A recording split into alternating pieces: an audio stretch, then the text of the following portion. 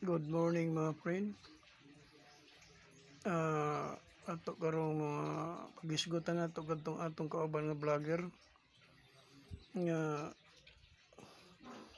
may nag-ano sa iya, nag-offer nga mukaon siya og kuan kining lechon manok, kanang bukog sa lechon manok. Duha ra ba ka buok.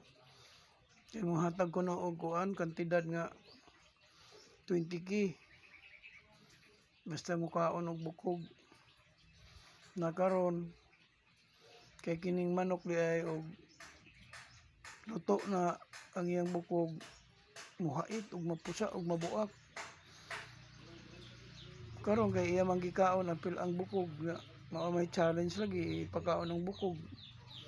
Unya ang kapalit 20k daw. Karon in taon iyang gikaon kay hanghamay lagi pod matud pa niya. Karon unsay natabo paghuman niya kaon, nagsakit iyang tiyan. Ambot siguro na ang kuan ato nadaot siguro ang iyang tungol or stomach ug iyang tinaing intestine. Kung natusok ang iyang kuan mga parts niya na mag-bleeding gyud ta ana.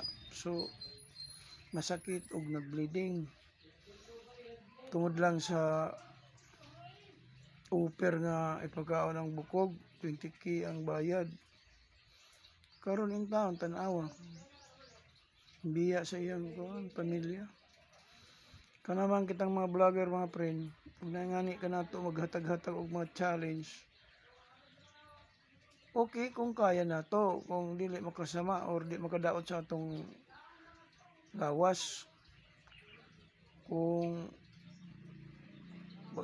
sabot nato nga dili pwede, dili ta mulugos kay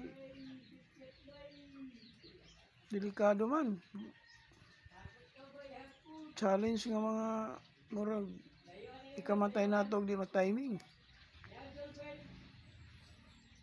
Mao na ang atong bantayan kitang mga vlogger nga kita magpataka-taka og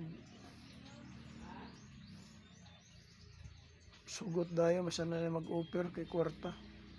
Pero ang baylo di ay itong kinabuhi di ma-timing. Okay mga friend, ayun doon lang alas 12 no. Ako mag-ina lang sa tanan kong mga friend sa Facebook, mga friend ko nga mga vlogger, friend nga dili vlogger, mga follower. Shout out mong tanan diha. Napunta nga na ang Ginoo kanunay kanato ubanan kita niya og tagang kitag mayong panglawas. Thank you.